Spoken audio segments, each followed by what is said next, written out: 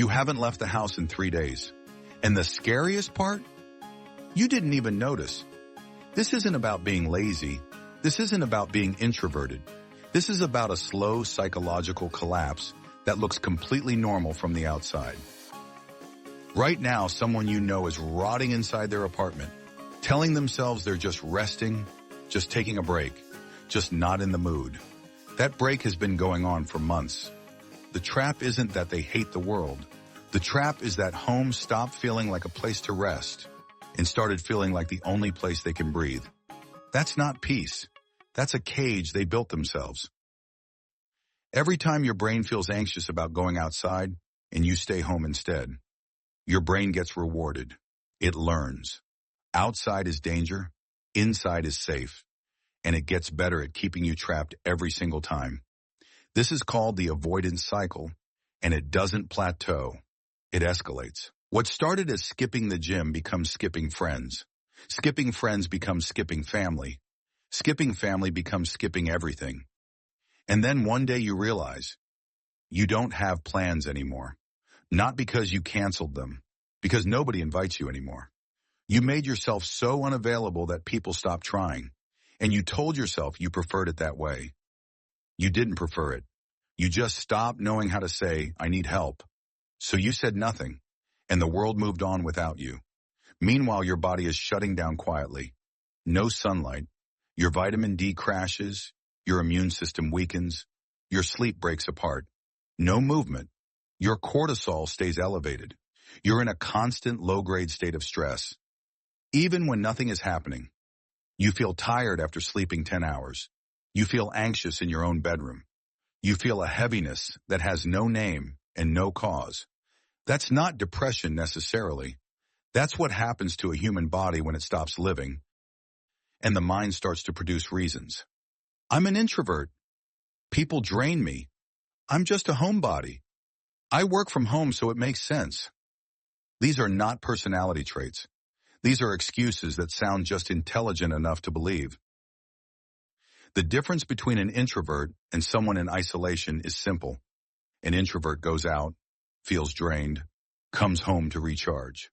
Someone in isolation feels afraid to go out at all. One is a preference. The other is fear wearing a personality as a costume. The darkest part of long-term isolation is what it does to your self-worth. When you stop showing up for events, for people, for life, your brain starts to conclude that you're not worth showing up for. You disappear, and then you start to agree with your own disappearance. That's the real damage.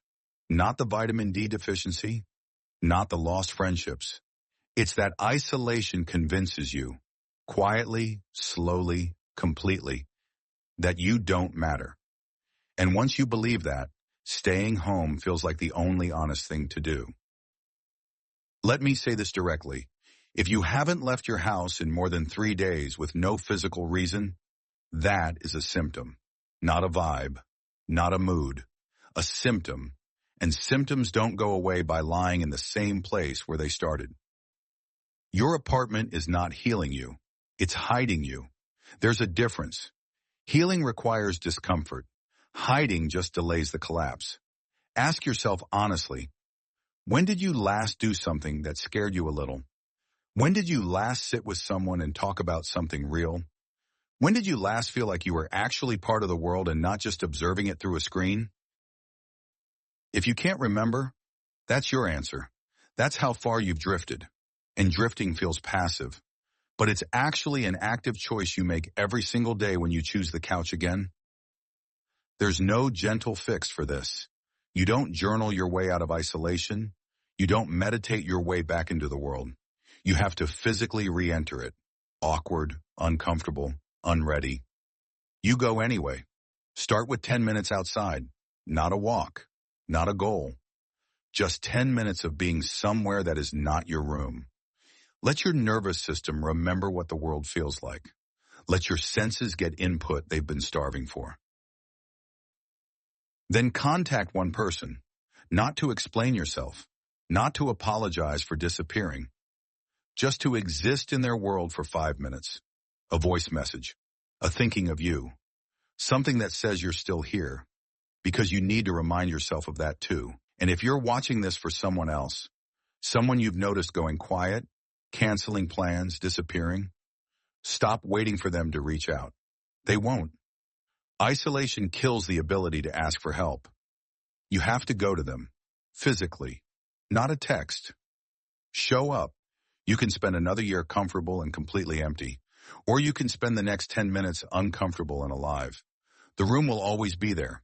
The life you're not living, that has an expiry date. Nobody is coming to rescue you from your own apartment. Nobody's going to drag you back into the world. This is yours to do, alone, right now, today. The world is not waiting for you to be ready. It's just moving. And every day you stay inside is a day you watch it move without you.